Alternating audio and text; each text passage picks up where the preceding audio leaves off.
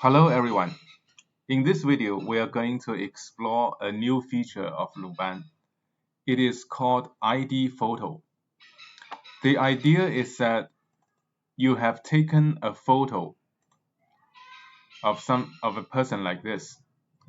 It's not centered, but it's potentially useful as a ID photo.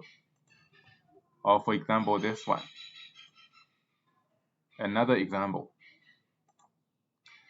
These photos are taken against a white background. Jim Carrey. So all these photos can be potentially used for an ID photo. However, if you actually make an ID photo from these photos, you will see that the process is quite tedious. You have to crop, measure the dimension, and make sure it comply with the requirement of certain guideline. For example, if you are applying for a visa to the United States, to Europe, to Singapore, you have to follow those guidelines. And they specify the size of the physical photo as well as if you submit online, they specify the resolution of the digital photos. The new feature, ID Photo, is going to help you to streamline this process with a few button clicks. And the new feature is in LuBan 2D window because we are dealing with images only. So we go to File and invoke 2D window. Then we go to File, Create ID Photo. We have several settings, and with the Browse button, you can select a useful photo, a qualified photo as ID photo. If the photo is not qualified as an ID photo, this function will not work. I've selected, this is a low resolution photo, and it has converted automatically to 4-column, 2-row ID photo, and you can print this out. And for the country, I selected Singapore as the default. In Singapore, the passport and visa photo requirement is the width is 35 millimeter, height is 45 millimeter. And if you do online submission, width is 400 pixels, height is 514 pixels. We have several other countries that is starting the template. That includes Argentina, Australia, etc., USA, and Vietnam.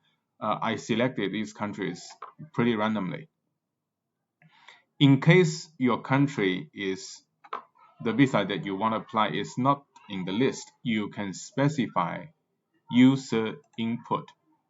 In this case, you can just input the physical dimension of the photo and the resolution, digital resolution of the photo you want. And these 4 parameters is pertaining to one photo. It is not pertaining to the stitched photos. Border specifies the white border on the stitched photo. So if I increase it to 60 pixels, and you will see the border is thickened. I'll leave it as 20. The gap specifies the gap in between the grid of photos. I can increase it to 50, and the gap is bigger. And of course, you can set it to 0, then there is no gap. The column specifies how many columns you want. Default is 4, you can reduce to 1 and increase to 10, and the maximum is 10. I can increase the maximum if a user suggested a useful application. I think 10 is enough. So 4. Then the row is the same. You can reduce to 1 row, 2, 3, 4, and the maximum is 10 rows. And face size is a qualitative value from 1 to 10. It it shows us the face size relative to the frame of the photo. So if we reduce the face size, it will reduce. This is a low resolution photo. So when I reduce to 3, it cannot be further reduced. Okay, 1 and 2 doesn't make any change compared to 3.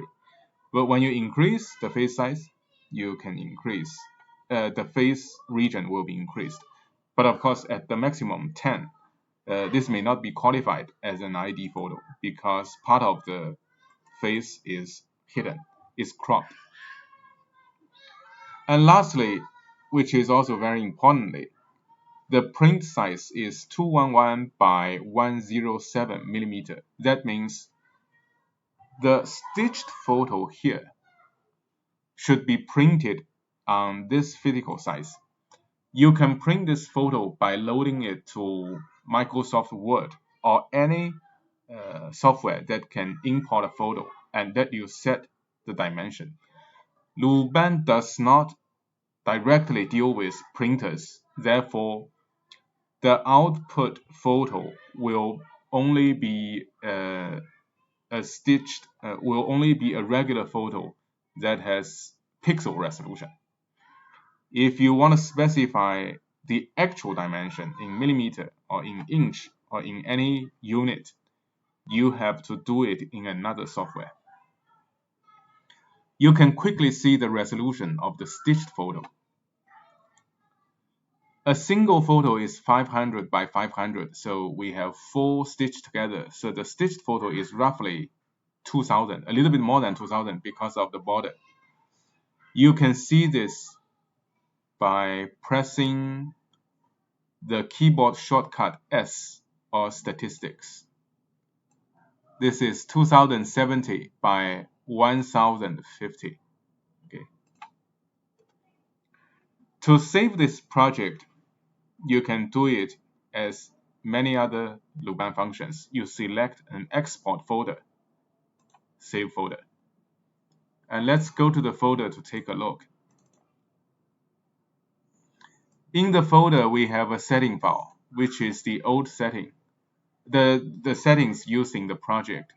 We have a project file, and this can be opened by LuBan 2D window. That's the original source image.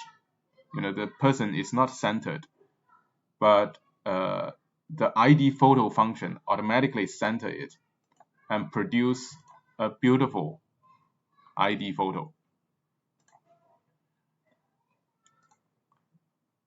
And similarly, we can try other photos. I'm going to go back to LuBan, close this, and also close the photo. In the 2D window, I can just open an old project by selecting the project file. Then it's opened. I can change to different photos. I can change to Jim Carrey. His facial structure is a bit long, so you have to reduce the face size. Okay. If you use a template that has a longer height, then his face will be displayed better. Okay. What about the other ones? That's a female photo. Next, an Asian female. And lastly, a guy, Asian guy. Okay, all of the original photos is potentially useful for making ID photo, but they are not. They are not in the ID. They are not in the proper format. This guy's photo is 550, 360, and the face is not centered, and the human region is just too big. We have to do proper cropping as well as stitching.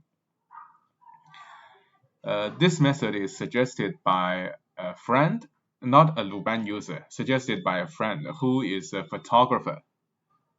She wants to use this method to very quickly produce ID photos. And I think this is a cool idea, so I put it in LuBan 2D window. Hopefully, you will find it useful in your future practice. Thank you for your attention. Talk to you next time. Goodbye.